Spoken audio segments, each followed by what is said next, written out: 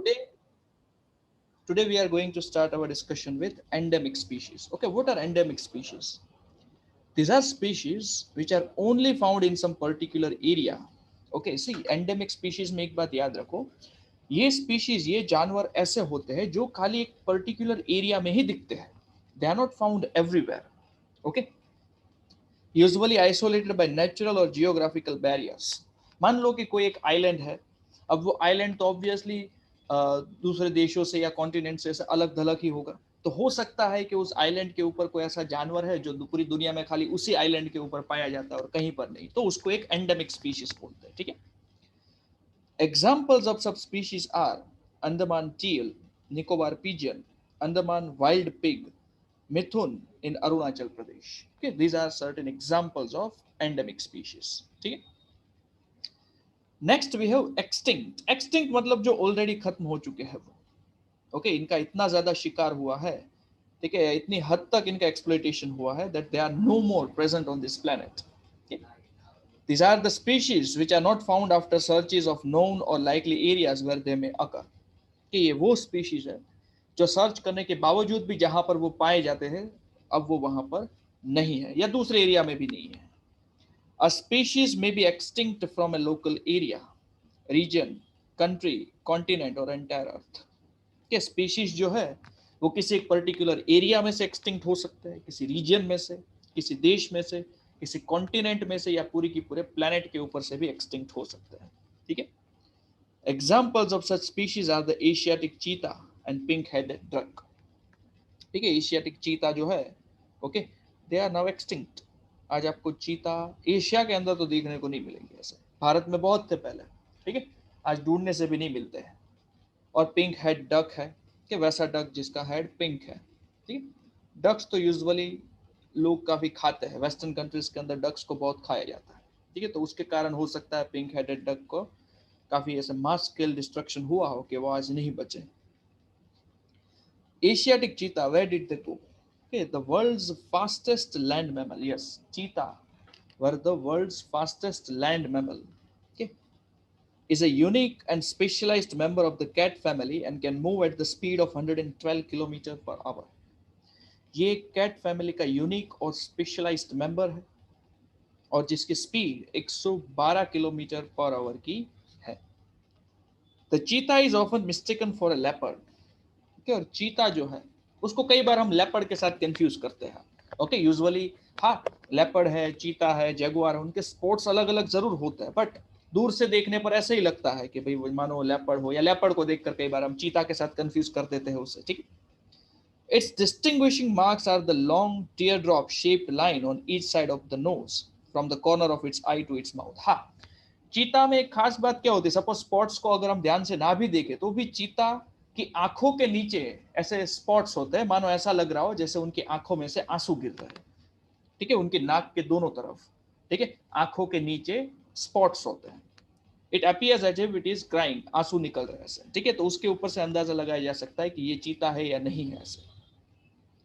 Prior to the 20th century, cheetahs were widely distributed throughout Africa and Asia. 20th century से पहले चीता जो है, they were widely distributed throughout Africa and Asia. पूरे Africa और Asia के अंदर डिस्ट्रीब्यूटेड थे. Today the Asian cheetah is nearly extinct due to the decline of available habitat and prey. और आज एशियन चीता एक्सटिंक्ट हो चुके हैं क्योंकि सबसे पहले तो उनका जो हैबिटेट है जंगल वो डिस्ट्रॉय हो रहा है, उनकी जो प्रे है, उनका जो खाना, उसका शिकार होकर खत्म हो रहा है, और चीतास का भी काफी शिकार हो रहा है. ठीक है. The species were declared extinct in Bharat long back in 1952. और भारत के अंदर तो 1952 के अंदर ही इस स्पीशीज को एक्सटिंक्ट डिक्लेयर कर दिया था. ठीक. Now one question is the what are the negative factors that cause such fearful depletion of flora and fauna. कि भाई ऐसे तो क्या नेगेटिव फैक्टर्स है, ठीक है, जो फ्लोरा और फोना के as a fearful depletion cause करते हैं.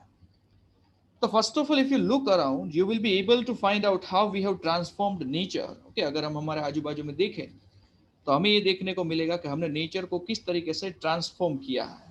ठीक है, we have transform nature into a resource obtaining directly and indirectly from the forest and wildlife. ठीक है, नेचर में से ही हम डायरेक्टली और इनडायरेक्टली रिसोर्स को ऑब्टेन करते हैं. ठीक है. wood, bark, leaves, rubber, medicine, dye, food, fuel, fodder, manure, etc. ये सारी की सारी चीजें, और इन चीजों के अलावा भी ढेर सारी ऐसी चीजें हैं जो हम हमारे नेचर में से एक्सट्रैक्ट करते हैं. So it is we ourself who have depleted our forest and wildlife. तो हमें किसी और को दोष देने की जरूरत नहीं है कि इसकी वजह से या उसकी वजह से ऐसा हुआ.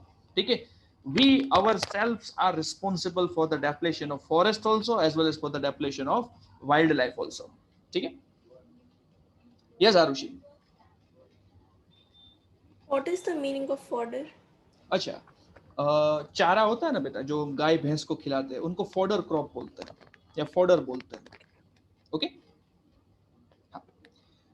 The greatest damage inflicted on Bharatiya forest was during the colonial period due to the expansion of the railways, agriculture, commercial and scientific forestry and mining activities.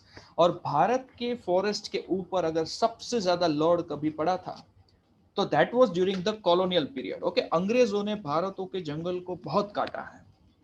ठीक है, क्योंकि अगर आपने रेलवे ट्रैक्स को देखा हुआ है तो ट्रैक के नीचे सीमेंट के ब्लॉक होते हैं जिसे स्लीपर्स बोलते हैं.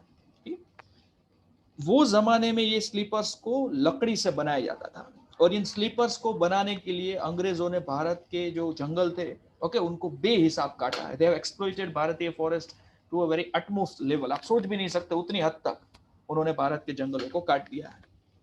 ठीक है, इसलिए यहाँ पर ऐसा लिखा है कि कॉलोनियल पीरियड के दौरान रेलवे के एक्सपांशन के कारण, एग्रीकल्चर है, कमर्शियल और साइंटिफिक फॉरेस्ट और माइनिंग एक्टिविटीज के कारण भारत का जो फॉरेस्ट है वो काफी डिस्ट्रॉय हुआ है. And even after independence, agricultural expansion continues to be one of the major cause of depletion of forest resources. ठीक है, बट अगर वैसे देखने जाए ना तो मुझे नहीं लगता कि एग्रीकल्चरल एक्सपांशन जो है वो फॉरेस्ट रिसोर्सेज का एक मेजर कोज है. ठीक है, यहाँ पर इंडस्ट्रियलाइजेशन को, रोड्स को, रेलवेज को बचाया जा रहा है एग्रीकल्चर का नाम लेकर. ठीक है, नो डाउट जैसे भारत की पॉपुलेशन बढ़ी तो भारत के अंदर फूड की रिक्वायरमेंट भी बढ़ी. फूड की रिक्वायरमेंट को बढ़ाने के लिए हमने प्रोडक्शन को भी बढ़ाना था. ओके, हमने प्रोडक्शन जरूर 7-8 गुना बढ़ाया है, बट जितनी जमीन का इस्तेमाल 1950s में होता था, ठीक है, उसके मुकाबले आज अगर हम एग्रीकल्चरल लैंड का इंक्रीमेंट देखें तो 5 या 10% ज्यादा जमीन का इंक्रीमेंट हुआ है, उससे ज्यादा नहीं. ठीक है, जितनी थी पहले उससे ओनली 5 और 7% या 10% का इंक्रीमेंट हुआ है. तो ये कोई, मैं ऐसा नहीं बोल सकता कि फॉरेस्ट एरिया को डिस्ट्रॉय करके खेतीबाड़ी की जा रही है, और कोई जंगल में जाकर खेती नहीं करता. ठीक है, गांव या शहर के आजू बाजू में ही खेती होती है. ठीक है, और मुझे नहीं लगता कि अहमदाबाद के बाहर कोई इतना बड़ा जंगल है कि उस जंगल को काट कर वहां पर खेत बनाए गए हैं. हाँ, फॉरेस्ट को काट कर फैक्ट्री जरूर डाली जाती है. फॉरेस्ट को काट कर उसको फर्नीचर इंडस्ट्री में या फिर पेपर इंडस्ट्री के अंदर उस वुड को जरूर इन्वेस्ट किया जाता है. ठीक है, तो कई बार ये बुक के अंदर ये छाप देते हैं ना कि भाई फॉरेस्ट या एग्रीकल्चरल एक्सपांशन के कारण फॉरेस्ट को डिस्ट्रॉय किया गया है. तो I don't think that is a very logical reasoning to give. And on the other hand, ठीक है, हमने साइंटिफिकली HYV सीड्स है, फर्टिलाइजर्स है, ये सारी चीजों की मदद से प्रोडक्शन ऑलरेडी बढ़ा दिया है, तो हमें फिर भी लैंड को एक्सपांड करने की जरूरत नहीं थी. हाँ, अर्बनाइजेशन के कारण फॉरेस्ट डिस्ट्रक्शन होता है, वो बात और है. ठीक है, but for agricultural purposes, okay, ये कोई लॉजिकल एक्सप्लेनेशन नहीं है. ठीक, between 1951 and 1980, according to the forest survey of Bharat, over 26,200 square kilometer of forest area was converted into agricultural land all over Bharat. ठीक है, 1951 से लेकर 1980 तक, according to the forest survey, 26,200 square kilometer of forest area, ठीक है, it was converted into agricultural land. ठीक है, जैसे भारत का टोटल एरिया है 33 लाख स्क्वायर किलोमीटर, और सबसे पहले तो ये कोई 33 लाख स्क्वायर किलोमीटर एरिया में पूरा का पूरा जंगल तो है नहीं, और ज्यादातर शहर और गांव के बाहर भी हम ऐसा बिल्कुल नहीं बोल सकते कि वहां पर जंगल थे ही थे. ठीक है, और ज्यादातर अगर एग्रीकल्चरल लैंड में इंक्रीमेंट हुआ भी है तो गांव के बाहर ही होगा जहां पर जंगल एरिया नहीं था. ठीक, और अगर हम फॉरेस्ट डिस्ट्रक्शन को इंडस्ट्रियली कितना डिस्ट्रॉय हुआ इसके साथ इस आंकड़े को कंपेयर करें ना 26,200 स्क्वायर किलोमीटर, तो ये आंकड़ा तो बहुत ही छोटा होगा. ठीक है, substantial parts of the tribal belt, के ट्राइबल बेल्ट मतलब कि जहां पर आदिवासी रहते हैं वो, specially in the north eastern and central Bharat, have been deforested or degraded by shifting cultivation. क्या स्पेशली नॉर्थ ईस्टर्न और सेंट्रल भारत की अगर हम बात करें, उसका डिफॉरेस्ट हुआ या डिग्रेड हुआ है शिफ्टिंग कल्टीवेशन के कारण. It is a type of slash and burn agriculture. ठीक है. वंस अगेन, भारत के अंदर जितने भी आदिवासी लोग रहते हैं, ठीक है, उनकी पॉपुलेशन कोई करोड़ों में नहीं है, दे आर इन लैक्स. और ये कोई लाखों लोग मिलकर कोई कोई पूरे के पूरे जंगल को डिस्ट्रॉय नहीं कर सकते, क्योंकि वो एक पर्टिकुलर रीजन को खाली करते हैं और फिर वहां पर 2-3 साल खेती करते हैं, फिर वहां से छोड़कर वो आगे जाते हैं. और जब वो आगे बढ़ते हैं तो पीछे का एरिया वन सके हरा भरा हो जाता है और वापस से वहां पर फॉरेस्ट उग जाते हैं नेचुरली. ठीक है. पता नहीं क्यों, बस इस पर्टिकुलर पार्ट के अंदर खेती को बदनाम करने की कोशिश हो रही है. यहां पर तो उन्होंने डायरेक्टली ऐसा ही लिख दिया है कि भाई एग्रीकल्चर के अलावा तो दूसरा कोई रीजन ही नहीं है फॉरेस्ट डिस्ट्रक्शन का. आई don't think so. Today, more and more people are coming out of the agricultural field and moving into the secondary or tertiary sector. ये एक फैक्ट है. आज मैक्सिमम लोग खेतीबाड़ी के धंधे से बाहर निकलकर सेकेंडरी, या मतलब कि मैन्युफैक्चरिंग सेक्टर या फिर सर्विस सेक्टर के अंदर खुद को डालने की कोशिश करते हैं. तो जब खेतीबाड़ी के अंदर लोग ही कम है, देखिए I don't get this point कि भाई एग्रीकल्चर तो इतना तो कैसे एक्सपांड हो रहा है कि लोगों को तो खेती करनी नहीं है किसी को. ठीक है. सो द पॉइंट इज, यहां पर पता नहीं कैसे, but somehow they are trying to demean the agricultural sector. ठीक है. just imagine, just subtract agricultural field. Okay, उस प्रोफेशन को हम माइनस कर देते हैं, बाकी के सारे प्रोफेशन ऐसे ही पड़े रहेंगे, पूरी दुनिया भूखी मर जाएगी या एक दूसरे को काट काट के खा जाएंगे ऐसे. ठीक है. शुरुआत कुत्तों से होगी, फिर गधे, घोड़े, बिल्ली, वॉटेवर जो भी मिलेगा वो, फिर वो सब भी खत्म हो जाए, फिर इंसान एक दूसरे को ही काट कर खा देंगे ऐसे. ठीक है.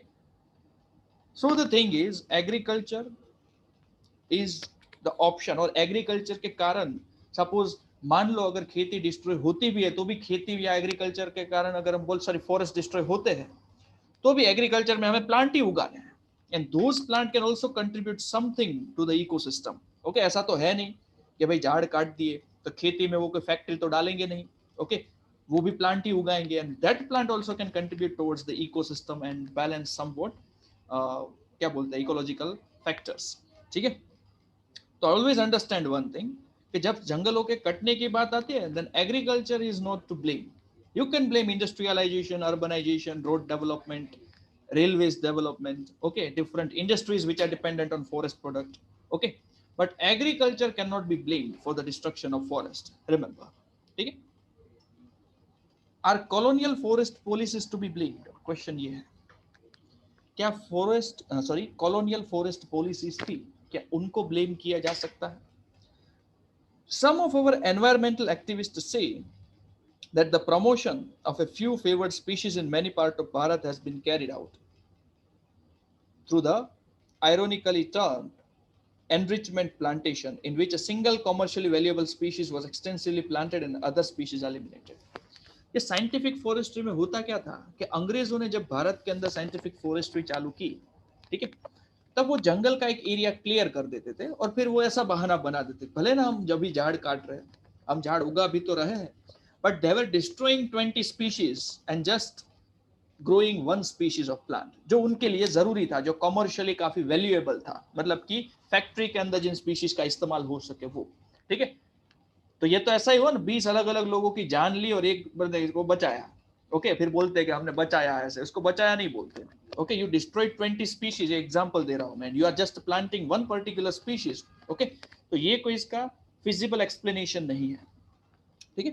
For instance, teak monoculture has damaged the natural forest in South Bharat, and cheer pine plantation in the Himalayas have replaced the Himalayan oak and rhododendron forest. यहाँ पर एग्जाम्पल भी दिया है, टीक मोनोकल्चर, मतलब कि जितने हो सके कि उतने टीक के झाड़ को ही उगाना है. तो साउथ भारत के अंदर जो नेचुरल फॉरेस्ट था उसका काफी डिस्ट्रक्शन हुआ है, और चीर पाइन प्लांटेशन के कारण हिमालयन रीजन्स के अंदर खास करके जो हिमालयन ओक है और रोडोडेंड्रन फॉरेस्ट जो है, उनका भी डिस्ट्रक्शन काफी हद तक हुआ है. ठीक. तो अंग्रेजों की पॉलिसी क्या थी कि भाई जंगल के अंदर भले ही कितनी वैरायटी या कितनी स्पीशीज के प्लांट हो, उन सबको डिस्ट्रॉय करो, और जो हमें कॉमर्शियली फायदा पहुंचाते हैं फैक्ट्री के अंदर जिन पेड़ पौधों को, या हम जिन पेड़ को इस्तेमाल कर सके डायरेक्टली, खाली उनको ही उगाओ. ठीक है. तो because of that also diversity was being lose. Large scale development project have also contributed significantly to the loss of forest. Yes, ये भी एक बहुत ही बड़ा मेजर पॉइंट है ना. लार्ज स्केल डेवलपमेंट प्रोजेक्ट, उन्होंने भी या इसके कारण भी काफी सिग्निफिकेंट लॉस हुआ है फॉरेस्ट का. And since 1951 over 5000 square kilometer of forest was cleared for river valley project. ठीक है, 1951 के बाद से 5000 स्क्वायर किलोमीटर एरिया जो है फॉरेस्ट का वो रिवर वैली प्रोजेक्ट के कारण डिस्ट्रॉय हुआ है. Clearing of forest is still continuing with projects like Narmada Sagar project in Madhya Pradesh. अभी भी फॉरेस्ट को क्लियर किया जा रहा है. मध्य प्रदेश में नर्मदा सागर प्रोजेक्ट है which would inundate 40,000 hectares of forest. 40,000 hectare के जो फॉरेस्ट है ना वो डिस्ट्रॉय हो जाएंगे नर्मदा सागर प्रोजेक्ट के कारण. 40,000 हेक्टेयर्स जो है उसको हम स्क्वायर किलोमीटर में कन्वर्ट करें. ठीक है, सबसे पहले स्क्वायर मीटर में कन्वर्ट करते चलो. ठीक है, 40,000 मल्टीप्लाई बाय 10,000 तो मतलब कि 1 2 3 4 5 6 7 8 इतना स्क्वायर मीटर है. अब इसको किलोमीटर में कन्वर्ट करना हो स्क्वायर में तो डिवाइड बाय 10 लाख करो. ठीक है, तो 6 जीरोज यहाँ से 1 2 3 4 5 6 400 स्क्वायर किलोमीटर एरिया जो है that will be submerged under water या डिस्ट्रॉय हो जाएगा पूरा के 400 square kilometre area. And 400 square kilometre area is approximately the size of this city. कि अहमदाबाद जितना बड़ा एरिया फॉरेस्ट का क्लियर हो जाएगा. ठीक है, mining is another important factor behind deforestation. फिर और इंपॉर्टेंट फैक्टर है माइनिंग. अभी रिसेंटली आपने शायद सुना होगा कि मध्य प्रदेश के जंगलों के अंदर ओके हीरे मिले हैं तो उन हीरो को बाहर निकालने के लिए जो कंपनी है आई थिंक आदित्य बिरला वो गवर्नमेंट से परमिशन मांग रही. बट अगर परमिशन मिलेगी then approximately 3 lakh trees will be destroyed. Okay, 3 lakh झाड़ कट जाएंगे. ठीक है, the Buxa tiger reserve in West Bengal is seriously threatened by the ongoing dolomite mining. Okay, West Bengal के अंदर बक्सा टाइगर रिजर्व है, वहां पर माइनिंग हो रही है, डोलोमाइट निकाला जा रहा है. ठीक है, and it has disturbed the natural habitat of many species. और ये माइनिंग के कारण कई सारे स्पीशीज का जो नेचुरल हैबिटेट है मतलब कि जो नेचुरल घर है उसको डिस्टर्ब किया गया है. And blocked the migration route of several others including the great भारतीय एलिफेंट. ठीक है, और कई सारे जानवरों का रास्ता भी ब्लॉक किया गया है. ठीक है, it has also blocked the migration route of several other animals. 1 minute here. Okay, जिसमें भारतीय हाथी है. जैसा कि मैंने आपको लास्ट टाइम बताया था हाथी बहुत खाते हैं. ओके, एक जगह पर वो 2-3 महीने खाकर सब कुछ खत्म कर देते फिर वो माइग्रेट करते एक जगह से दूसरी जगह पर. बट ये माइनिंग के कारण उनके रास्ते में ही इतना बड़ा खड्डा हो गया. फिर हाथियों में ऐसे अकल नहीं होती कि ऐसे घूम कर भी जाया जा सकता है. उनका जो मेन रास्ता था वो तो रुक गए. ठीक है, यस हीर.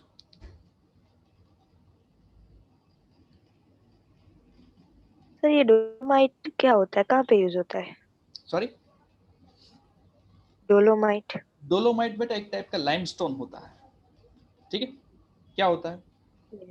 लाइमस्टोन. हाँ, फॉर एग्जांपल 1 मिनट. और कहाँ पर यूज होता है डोलोमाइट? सीमेंट इंडस्ट्री में कई बार लाइमस्टोन की जगह पर डोलोमाइट का इस्तेमाल होता है बेटा. Usually limestone is used in a cement industry but कई बार सीमेंट की इंडस्ट्री में लाइमस्टोन का रिप्लेसमेंट के तौर पर भी इसका इस्तेमाल होता है. ठीक, यस सर.